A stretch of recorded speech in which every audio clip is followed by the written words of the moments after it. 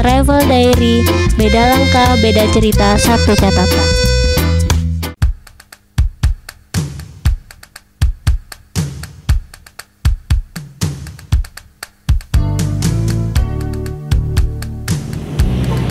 Halo Safe Traveler, ketemu lagi bersama saya April. Kali ini Travel Diary akan mengajak Anda untuk mengunjungi pesona kota tua bertabur kilau perak. Penasaran kan di mana itu? Ikutin April terus ya. Tetap di Travel Diary, beda langkah, beda cerita, satu catatan. Ke kotamu ada setangkup haru dalam rindu.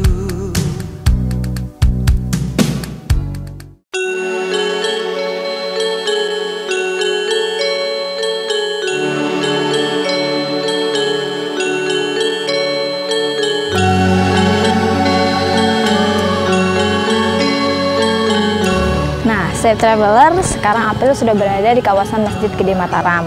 Masjid ini merupakan masjid peninggalan Kerajaan Islam Mataram dan merupakan masjid pertama kalinya yang dibangun di Yogyakarta. Untuk lebih lengkapnya, kita langsung tanyain aja ke dalam. Yuk!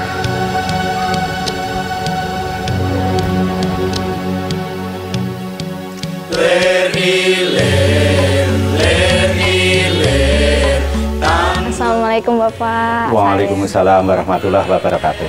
Saya April dari Travel Diary, dengan Bapak siapa? Warisman. Bapak Warisman. Iya. Bapak bisa jelasin sedikit nggak kepada Safe Traveler di rumah untuk tentang sejarah berdirinya Masjid Mataram ini? Masjid ini namanya Masjid Gede Mataram.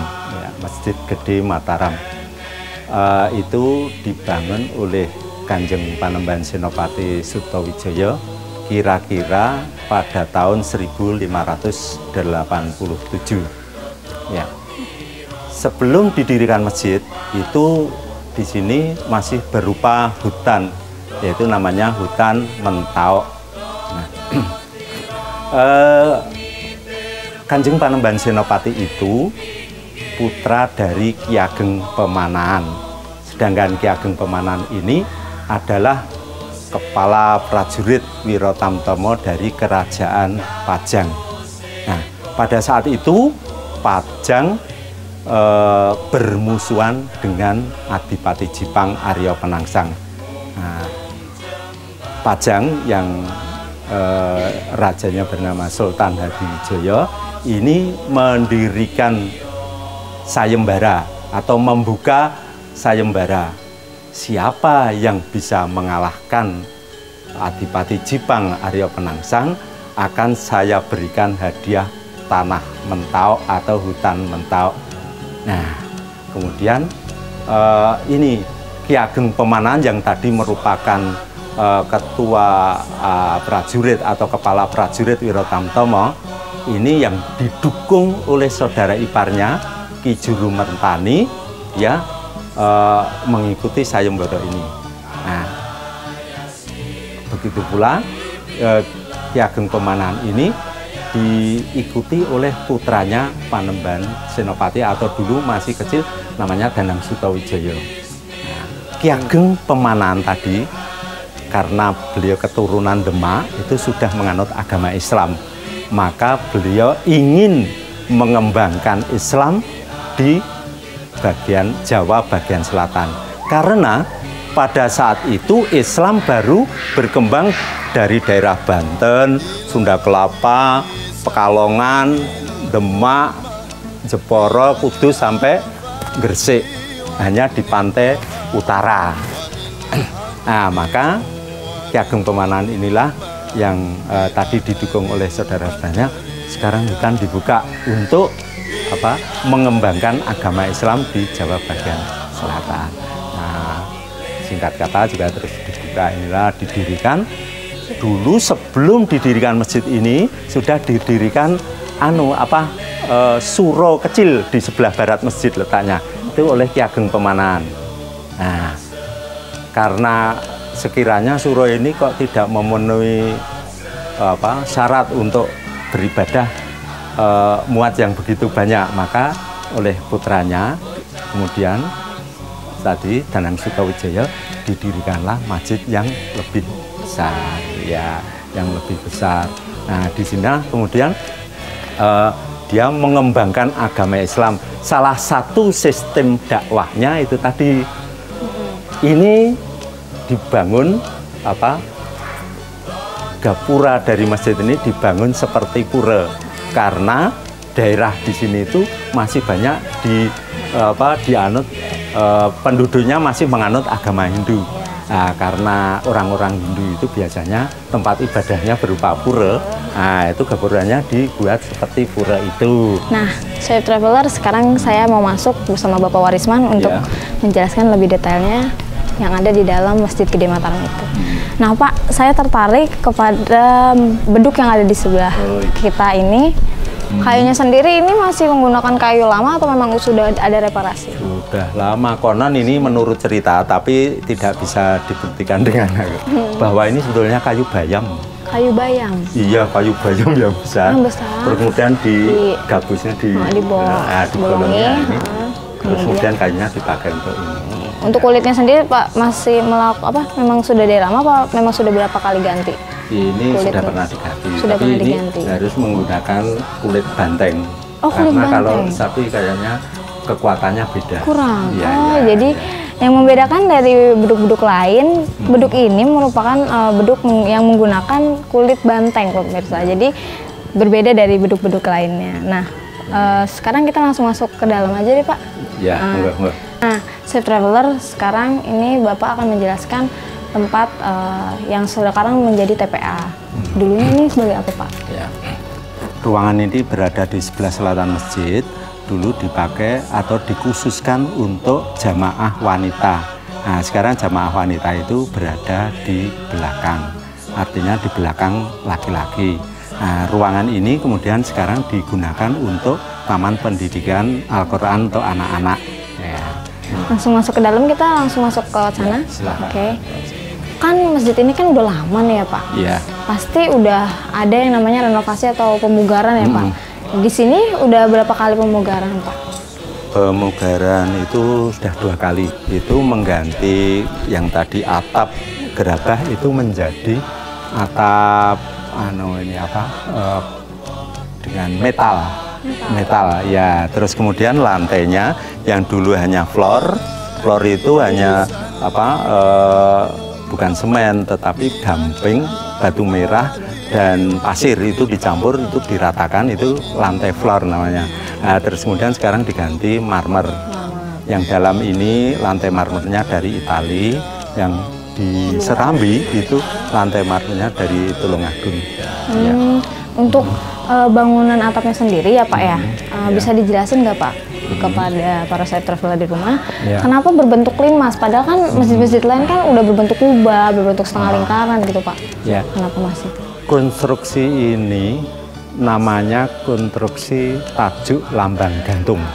Nah, tajuk lambang gantung ini dimanapun tempat tidak ada. Jadi masjid ini tidak ada duanya dalam hal konstruksi masjid. Tajuk lambang gantung itu apa? Yaitu bahwa belandar yang untuk tumpangan usuk ini digantung dari atas. Biasanya secara umum belandar itu disangga oleh tiang atau disangga oleh dinding. Tapi ini digantung, penggantungnya itu. Nah, ini berbentuk limas. Ini kenapa? Karena limas itu dalam pemikiran bahwa itu bangunan yang kuat, seperti piramid di Mesir. Itu sampai sekarang juga masih kokoh. Nah, ini meniru bangunan piramid. Jadi, dan ini punya filosofi dari 1 disangga 4 tiang, bahwa ini menunjukkan rukun Islam. Yang 1 itu syahadat di sana, mustokonya tidak berbentuk kubah, tapi berbentuk semacam gada menjulang ke atas. Gada itu, ini menjulang ke atas itu 1, bahwa itu maksudnya, maknanya Allah itu hanya 1, tunggal itu.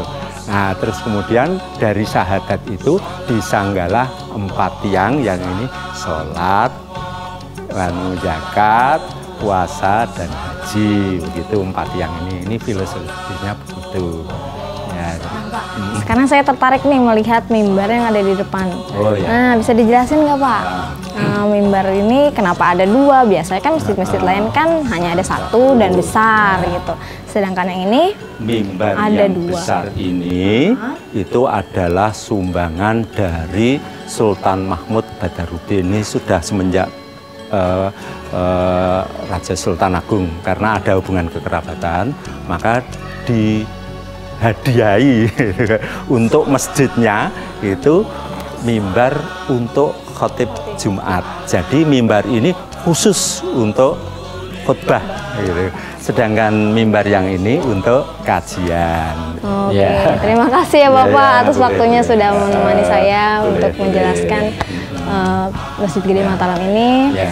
Selebihnya saya mohon maaf kalau ada salah kata. Ya, ya. Saya pamit dulu Bapak. Semoga Assalamualaikum. sukses.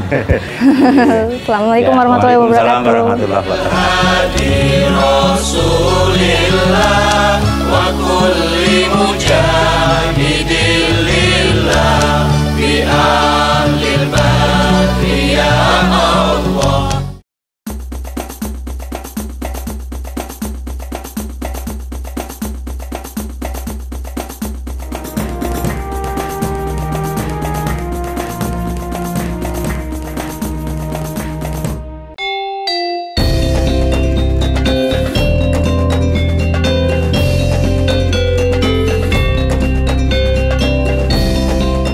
Universitas Ahmad Dahlan, internationally recognized university.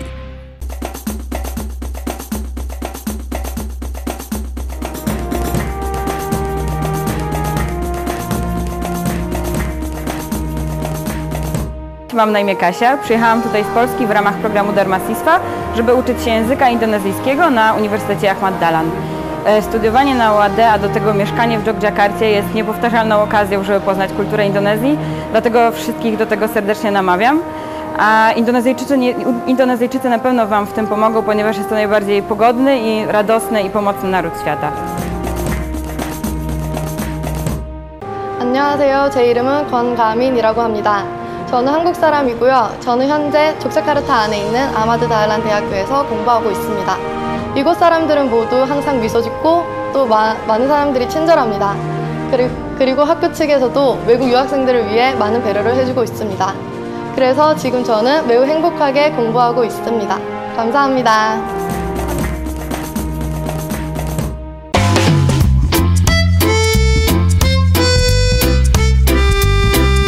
Travel Diary, beda langkah, beda cerita, satu catatan.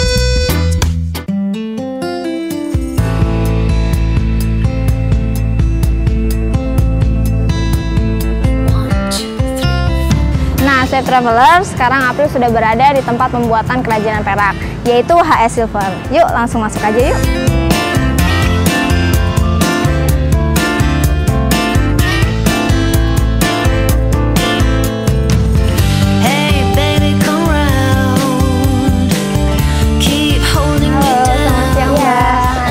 April, saya dari Travel Diary. Saya ingin tahu bagaimana produksi untuk pembuatan kerajinan perak ini. Bisa langsung ditunjukin Mbak? Ya. Yuk, mulai dari sini. Oke. Nah, Mbak, ini bisa dijelasin nggak tahapan awalnya nih Mbak? Ya. Ini dari bahan-bahannya dulu. Ini ada perak murni ya. Kemudian karena 100% perak murni kan terlalu lunak, jadi harus ada campurannya. Jadi dicampur dengan tembaga 7,5%. Sehingga nanti untuk kadar peraknya 92,5%. Kemudian ada borak, ada serbuk perak, ada aluminium sulfat, dan nanti untuk finishingnya dicuci menggunakan busa buah lerak agar warnanya lebih mengkilat.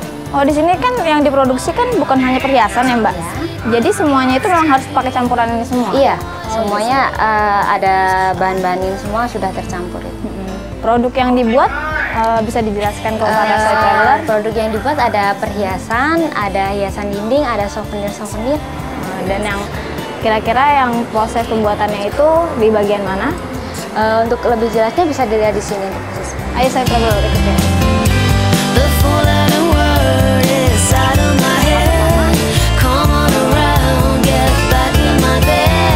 Jadi ini untuk pemilihan benang peraknya ya, nanti menggunakan roda pemita seperti ini. Jadi dari 2 benang perak nanti kita pilih menjadi 1 agar benangnya nanti lebih bertekstur ya. Untuk alat ini namanya, nama alat ini sendiri apa Mbak? Cuma roda pemintal aja. Oke, ini roda pemintalnya nih Safe Traveler. Ya, kemudian nanti benang yang dihasilkan untuk pembuatan ornamen, pembuatan motifnya. Nah, sekarang nih kita lihat mas pengrajinnya sedang melakukan. Ya, di sini untuk proses pensoldiran. Jadi untuk merekatkan benang-benang peraknya, nanti disoldir menggunakan serbuk perak tadi, ditabur serbuk perak, kemudian dipanaskan, dilelehkan sampai serbuk peraknya meleleh. Ini tahap pertama, sangat tahap pertama. Ini proses sudah dicampur dari tembaga dengan campur sudah tadi. Sudah. Oke, langsung selanjutnya Mbak. Kemudian yang di sini untuk pembuatan bingkainya. Bingkai. Ya, jadi untuk pembuatan pita seperti ini, nanti untuk proses pertamanya dibuat bingkainya. Kemudian nanti diisi satu persatu menggunakan benang perak yang lebih kecil untuk yang di dalamnya ini ya. Oke. Kalau untuk misalnya saya ingin mencoba seperti ini, bisa dibuat di mana nih Mbak? Nanti di sebelah sana. Oh, di sebelah sana ya. Oke, kita lanjut lagi aja dulu Mbak. Nah, pemasarannya sendiri Mbak, di sini pemasarannya itu seperti apa Mbak? Sistem online atau memang? Online ada. Nanti bisa kirim lewat email dulu, kemudian nanti ada respon dari sini. Oh, nah, ini Masnya sedang ngapain nih Mbak? Ini untuk pembuatan bunga nanti dibuat seperti ini. Oh, sama seperti Masnya tadi. Jadi gelang kombinasi dengan bunga. Oke. Sulit Mas? Lumayan. Ayo lanjut Mbak. Nah, Safe Traveler, sekarang saya sudah berada di tempat pembuatan kerajinan perak. Di sini tahap paling pertama banget yaitu pengisian bahan-bahan perak yang ada seperti ini. Yang akan hasilnya akan seperti ini. Nanti ini belum sampai bagian terakhir, ini hanya proses awal yang akan lebih jelas lagi akan dijelaskan oleh Mbak Yuni. Ayo. Ya, jadi di sini untuk nanti akan dibuat untuk seperti ini. Jadi proses pertamanya sudah dibuat bingkainya, kemudian nanti untuk motifnya diisi menggunakan benang perak yang lebih kecil seperti ini ya. Jadi satu persatu nanti digulung, kemudian dipotong dan dimasukkan ke dalam bingkainya. Ini sampai penuh ya. Untuk seperti ini butuh waktu berapa lama? Sekitar 1 hari. 1 hari? Ya. Untuk satu. Iya, untuk satu bros seperti ini dibutuhkan waktu 1 hari. Untuk keseluruhan ya Mbak, dalam 1 hari bisa memproduksi berapa banyak kerajinan?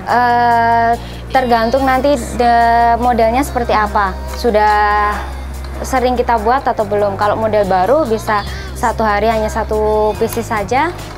Kalau untuk cincin-cincin seperti itu nanti bisa sampai 10 pieces.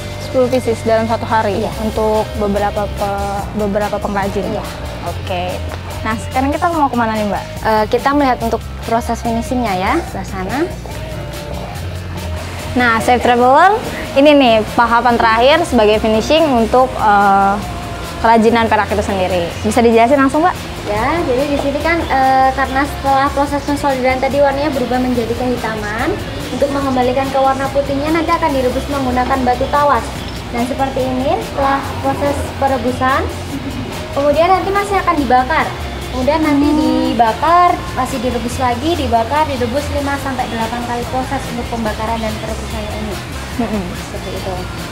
Oke, selanjutnya kita langsung kemana lagi? Ini untuk finishingnya sebelah sini. Oke. Jadi nanti untuk agar warnanya lebih mengkilat, dicuci menggunakan busa buah lerak, buahnya seperti ini. Buah apa ini Mbak? Seperti ini, buah lerak. Buah lerak? Ya, jadi nanti dari buah lerak ini akan diambil busanya. Buah lerak ini dari pohon? Dari pohon lerak. Lerak? Iya. Oh, memang ada pembersihnya? Iya, ada. Oke. Jadi dari buah ini kita ambil busanya, caranya nanti dikupas kulitnya seperti ini. Kemudian disikat menggunakan sikat gigi. Oke. Seperti ini. Saya bisa coba? Oke. Terus ini langsung, dan busanya ini yang digunakan untuk membersihkan. Yang harus dibersihkan? Ini tinggal disikat-sikat. Sikat aja nih ya Mbak. Nah, begini nih proses finishingnya nih. Untuk proses finishingnya sendiri sangat mudah, karena hanya tinggal menyikat agar perak ini agar lebih terlihat lebih kinclong lagi dan lebih bersih lagi. Mudah ya Mbak ya? Dear, I fear we're facing a problem. You love me no longer. I know. Nah, ini nih, Sohib Traveler, sekarang saya sudah berada di showroom tempat kerajinan perak itu bisa dipasarkan. Nah, Mbak, bisa dijelasin nggak Mbak sedikit tentang sejarah berdirinya HS Silver ini? Ya, HS Silver ini didirikan oleh Bapak dan Ibu Harto Suharjo. Didirikan sekitar tahun 1950-an. 1950, berarti udah lama banget. Sudah lama. Memang sekarang diturunkan kepada Bapak Sekarang yang mengelola untuk anak-anaknya. untuk anak-anaknya, Iya. Pak Hismu Nandar. Ya. Oke, dan saat ini pemasarannya sendiri udah sampai mana-mana nih, Mbak? Kalau untuk pemasarannya kita ada ke ekspor. Ekspornya sebagian besar ke negara Eropa seperti itu. Ya. Negara Eropa bisa disebutin? Seperti Italia, Prancis, Belanda. Untuk di cabangnya sendiri ini hanya buka di Yogyakarta aja? Apa? Kalau untuk cabangnya ada yang di Bali. Oh, di Bali? Iya. Hanya di Bali dan di Jogja saja. Nah, jadi Sohib Traveler kalau ingin mencari kerajinan perak yang sangat berkualitas seperti di HS Silver ini, Anda bisa temukan di Yogyakarta dan di Bali. Desperately pondered, spent my nights awake, and I wonder what I could have done in another way to make you stay. Reason will not lead to solution.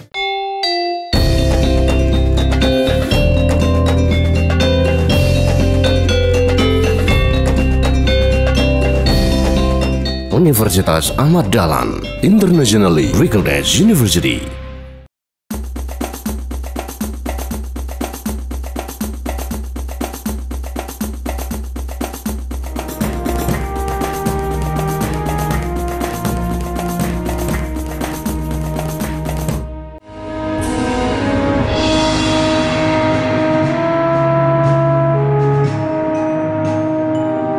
Universitas Ahmad Dahlan adalah perguruan tinggi Muhammadiyah yang unggul dan mampu beradaptasi terhadap perubahan global dan secara berkelanjutan menghasilkan lulusan yang berdaya saing tinggi dan mampu menjaga moral and intellectual integrity dalam kehidupan.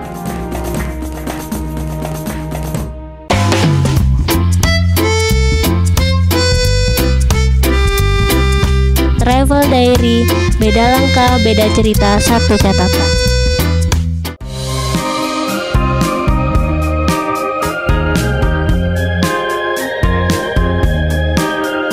Nah, Sohib Traveler, sekarang nih saya akan melihat-lihat dulu bagaimana showroom ini memasarkan hasil kerajinan peraknya. Nah, Mbak, untuk harganya sendiri nih, Mbak, kan para Sohib Traveler pasti pengen tahu. Oke, untuk harganya sendiri mulai dari 100 ribuan. Ada yang 100 ribuan.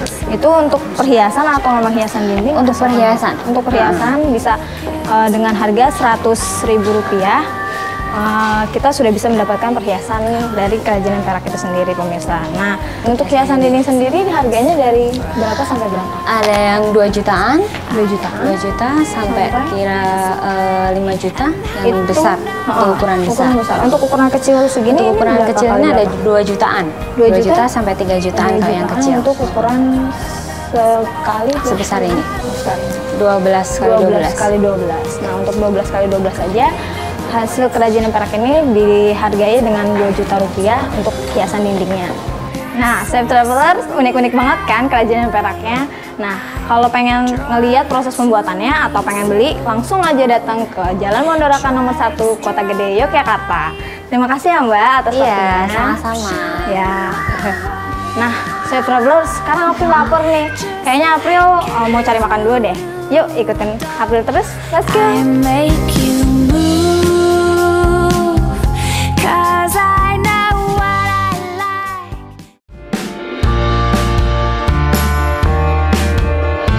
Pak, pesan sate sapinya ya, 1 porsi. Per porsinya berapa, Pak?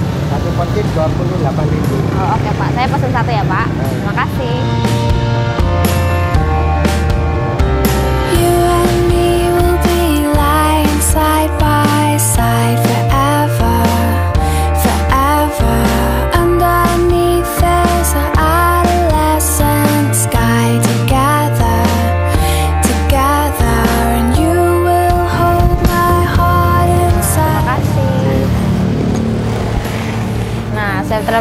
pesanan saya sudah sampai nih.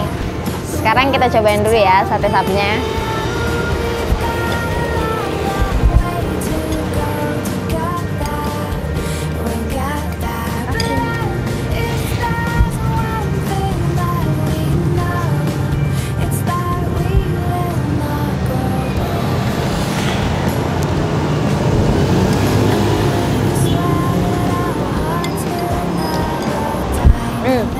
Rasa sate sapinya ini tuh enak banget nih, traveler. Jadi kalau misalnya makan sate sapi di sini, disediakan dengan lontong, terus sayur lodeh dari tempe. Nah, jadi kalau pengen ngerasain gimana enaknya sate sapi plus sayur lodeh, datang langsung ke sate sapi Pak Cipto di khas di Kota Gede, di Jalan Kemasan Kota Gede.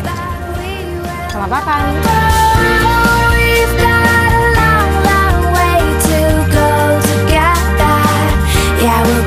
Nah, Safe Traveler, kalau jalan-jalan ke Kota Gede harus nyicipin nih sate sapinya Pak Cipto.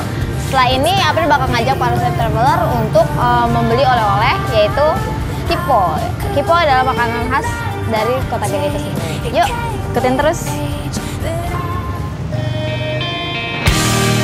Safe Traveler, kali ini kita masih di Kota Gede nih. Nah, untuk oleh-oleh kali ini April bakal beli makanan khas Kota Gede, yaitu kipo. Pengen tahu kan seperti apa makanannya? Ikutin terus ya.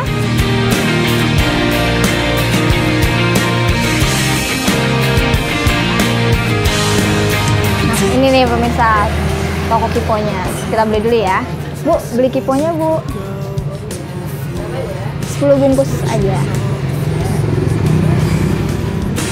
Cold out when you wake up, and I don't think that I have the strength to let you go. Maybe it's just me. Couldn't you believe that everything I said and did wasn't just deceiving? And the tear in your eye and your calm heart face, it makes me wish that I was never brought into this place.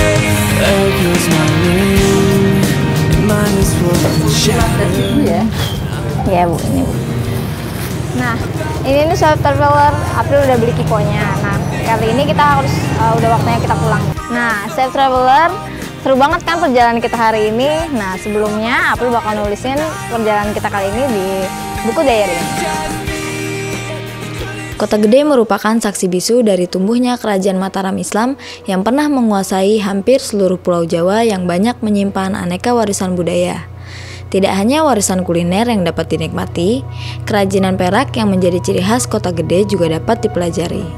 Bangunan Masjid Agung Kota Gede yang menjadi tempat ibadah Islam yang tertua di Yogyakarta, bangunan tersebut merupakan simbol dari bentuk toleransi umat beragama.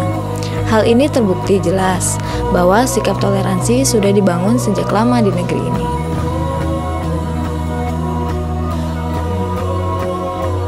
Nah, Safe Traveler, sampai jumpa di episode selanjutnya hanya di Travel Diary, beda langkah, beda cerita, satu catatan.